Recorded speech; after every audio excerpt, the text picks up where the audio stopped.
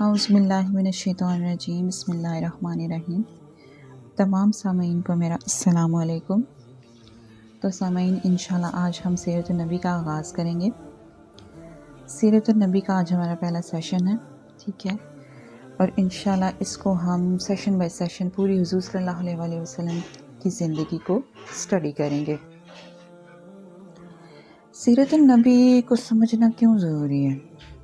وہ اس لیے ضروری ہے کہ اگر ہمیں قرآن پاک کو سمجھنا ہے تو ہمیں حضور صلی اللہ علیہ وآلہ وسلم کی زندگی اور جو واقعات اور حالات حضور صلی اللہ علیہ وآلہ وسلم نے دیکھے اور اللہ نے ان کے مطابق جو حضور صلی اللہ علیہ وسلم کے لیے احکامات اتارے، ان کو سمجھنا بہت ضروری ہے۔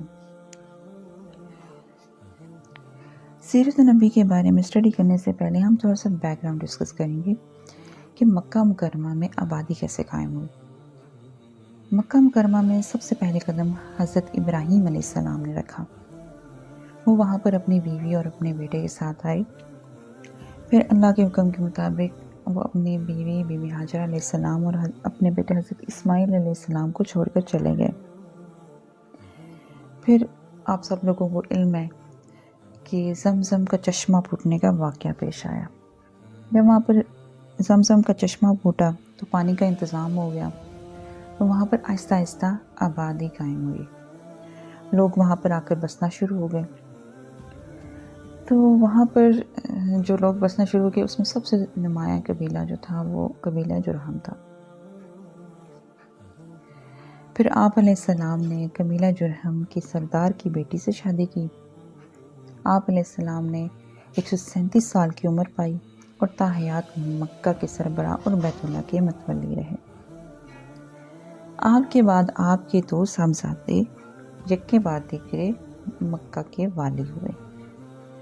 ان کے بعد ان کے نانا مداد بن عمرو جرہمی نے زمام کار اپنے ہاتھ میں لے لی اور اس طرح مکہ کی سربراہی بنو جرہم کی طرف منتقل ہو گئی۔ حضرت اسماعیل علیہ السلام چونکہ اپنے والد کے ساتھ مل کر بیت اللہ کے بانی معمار تھے، اس لیے ان کی اولاد کو ایک باوقار مقام حاصل تھا۔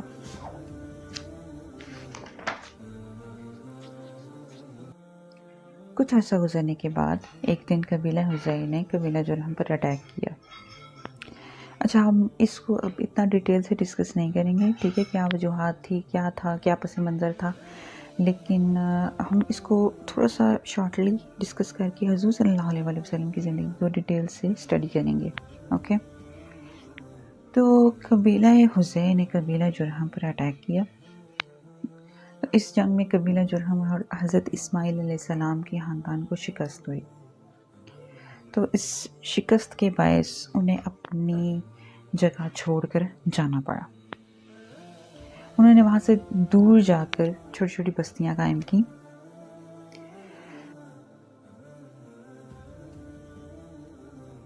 حضرت محمد صلی اللہ علیہ وآلہ وسلم کے خاندان سے ایک شخص تھے کلاب۔ انہوں نے سب خاندان کو اکٹھا کیا اور ان سے کہا کہ ہم متحد ہو کر ایک پلان کے ساتھ قبیلہ حذیع پر حملہ کریں گے اور اپنا مقام اور اپنی جگہ کو واپس حاصل کریں گے۔ تو انہوں نے پلان بنایا، سارے خاندان کو اکٹھا کیا اور قبیلہ حذیع پر اٹیک کر دیا۔ تو جنگ ہوئی، تو جنگ میں اللہ تعالیٰ نے ان کو فتح نصیب کی۔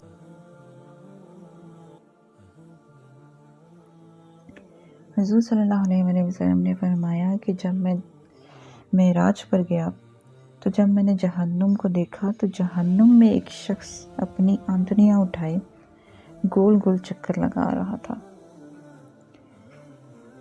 اور وہ شخص عمر بن لوہے تھا۔ عمر بن لوہے وہ شخص ہے جس نے بیت اللہ میں پہلا بت رکھا تھا، اور اس نے لوگوں سے کہا تھا کہ اس بت کا واسطہ ڈال کے اگر اللہ سے مانگو گے تو اللہ وہ دعا قبول کرے گا۔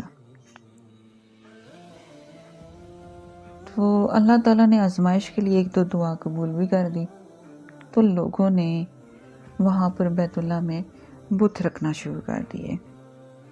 ہر ایک نے اپنا بت وہاں پر رکھنا شروع کر دیا اور اس کی عبادت شروع کر دی۔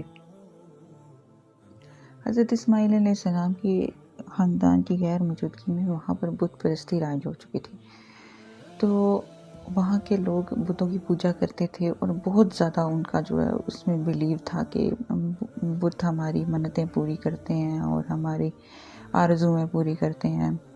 تو وہاں پر ان بتوں کو ہٹانا حضرت اسماعیل علیہ السلام کے خاندان اور ان کی آل اولاد کے لیے بہت مشکل کام تھا، کیونکہ اگر وہ ایسا کرتے تو بہت انتشار پیدا ہو جاتا. تو اس سے بچنے کے لیے انہوں نے اس چیز کو چینج کرنے کی کوشش نہیں کی. پھر اللہ تعالیٰ نے کرم کیا تو ان کی ہدایت کے لیے حضرت محمد صلی اللہ علیہ وآلہ وسلم، ہمارے پیارے نبی، ہمارے آخری نبی، ان کو بھیجا.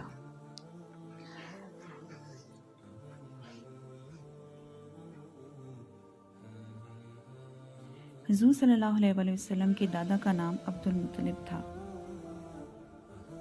وہ قبیلہ بنو ہاشم کے سردار تھے.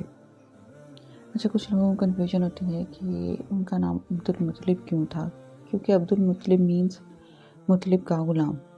تو اس طرح سے ان کا نام کیوں پڑا تھا؟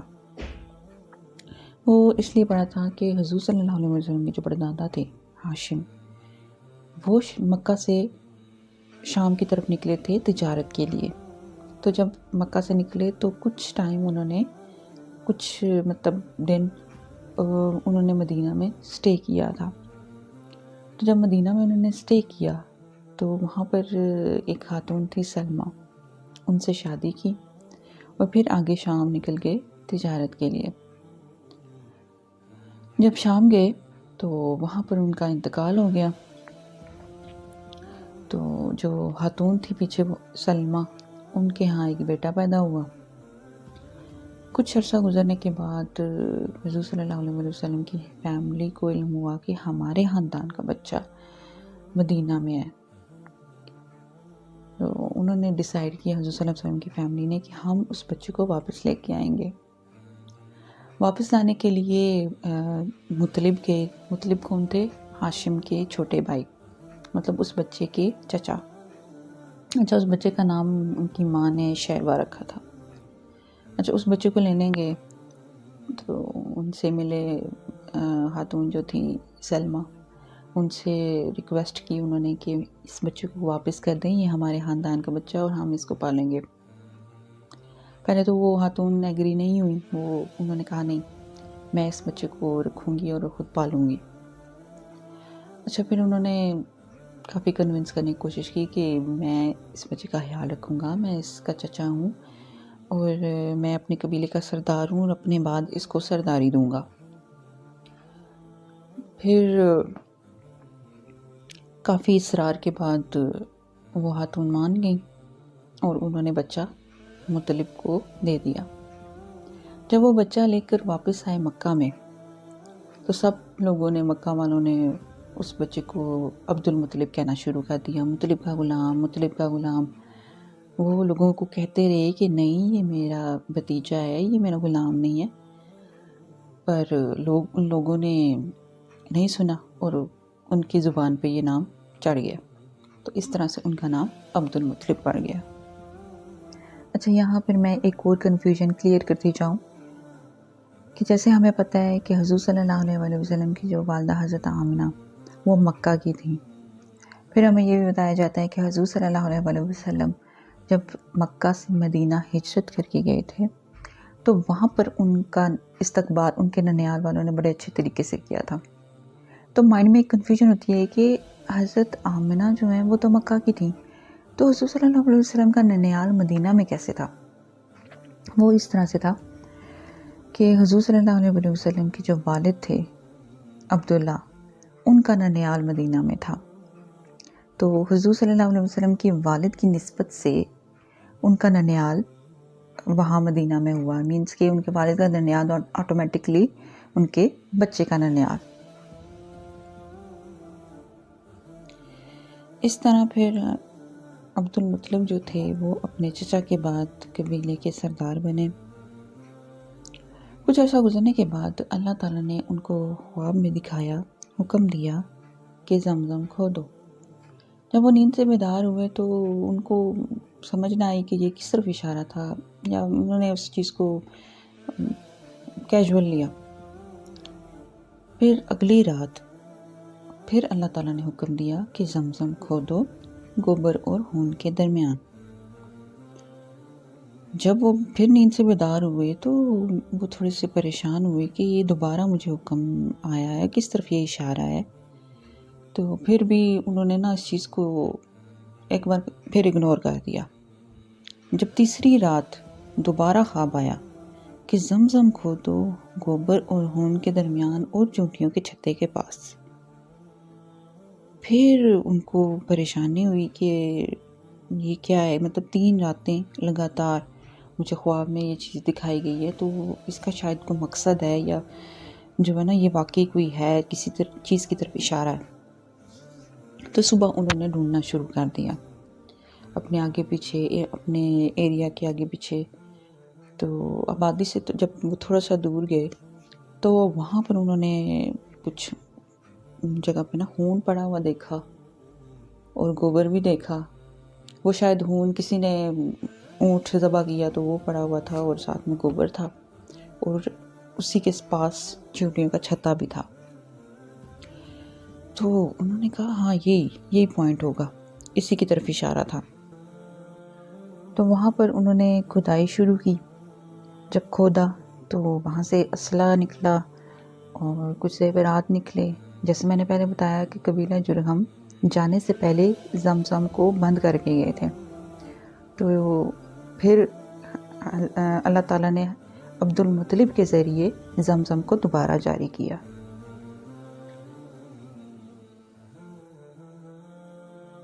مکہ کے لوگوں کا معاشی جو دار و مدار تھا وہ تجارت پر چل رہا تھا۔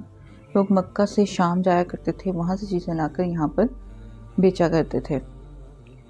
تو اسی طرح حضور صلی اللہ علیہ وسلم کے جو والد تھے عبداللہ، وہ بھی تجارت کی غرض سے شام گئے تھے، اور وہاں جب گئے تو کچھ دنوں بعد ان کا انتقال ہو گیا۔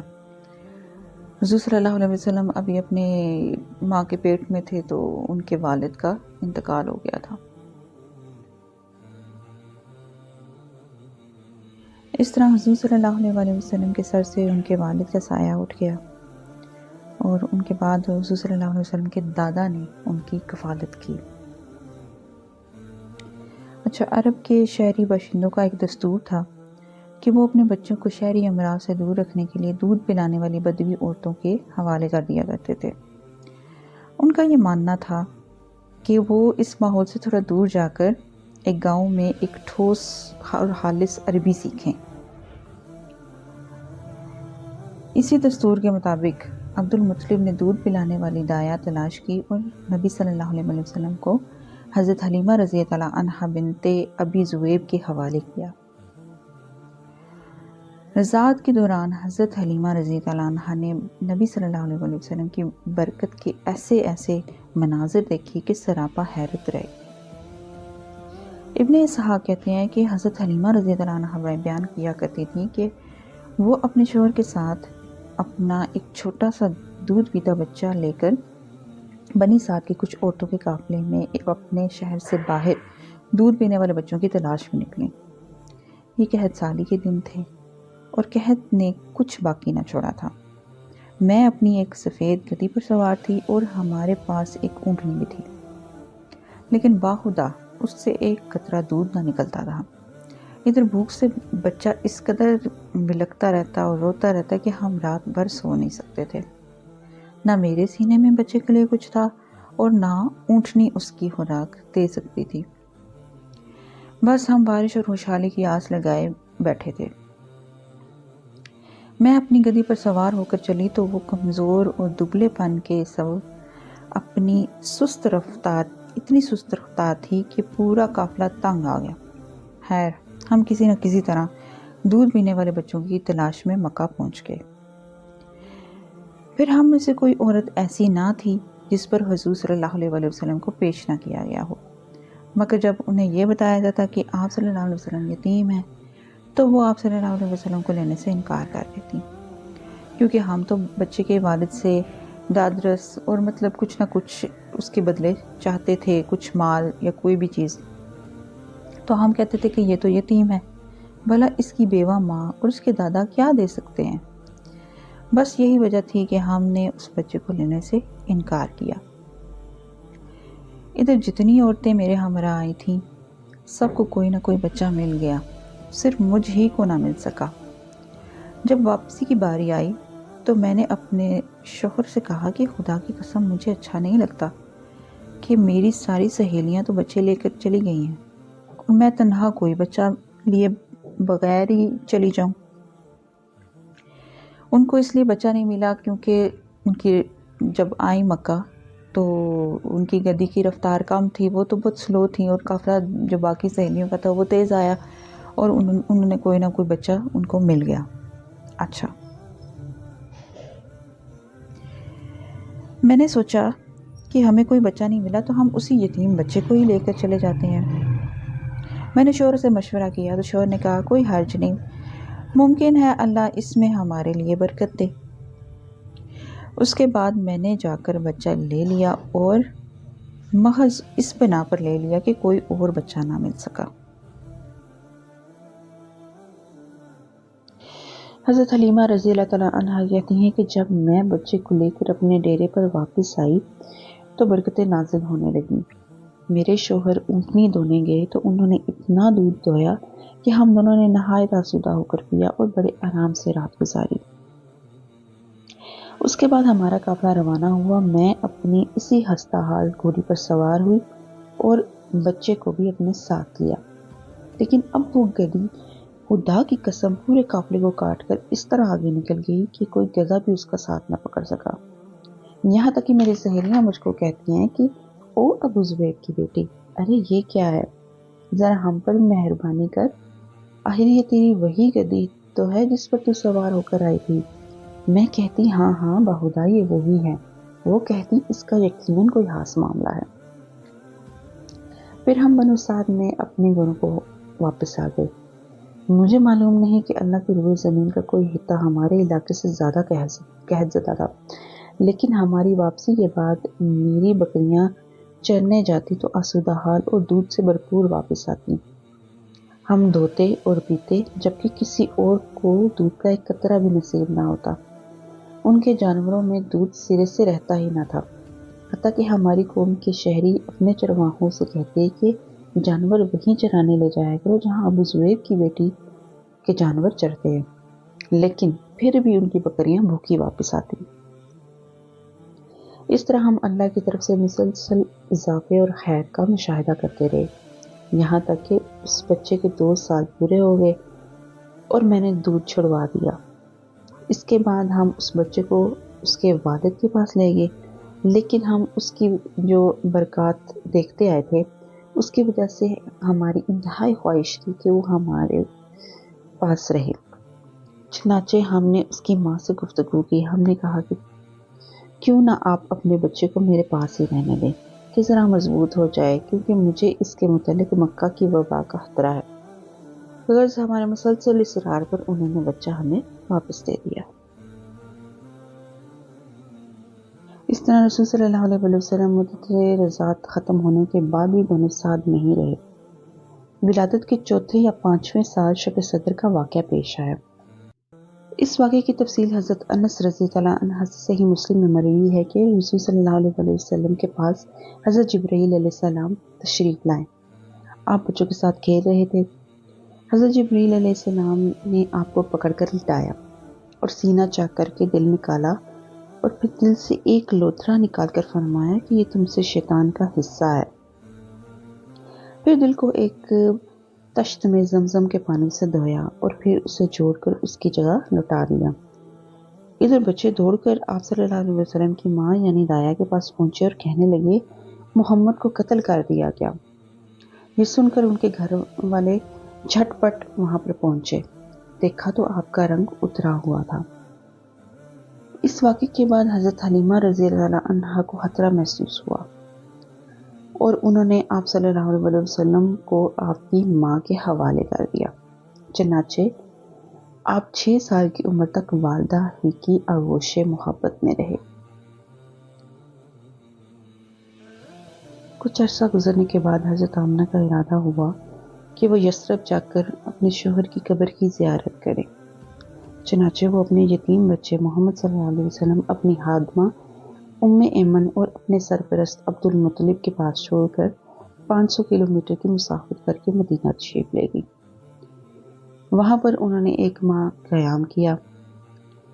پھر وہاں سے واپس آتے ہوئے ابھی ابتدائے راہ میں تھیں کہ بیماری نے آ لیا۔ پھر یہ بیماری شدت اختیار کر گئی، یہاں تک کہ مکہ اور مدینہ کے درمیان مقام ابوا میں پہنچ کر رحلت فرما گئی۔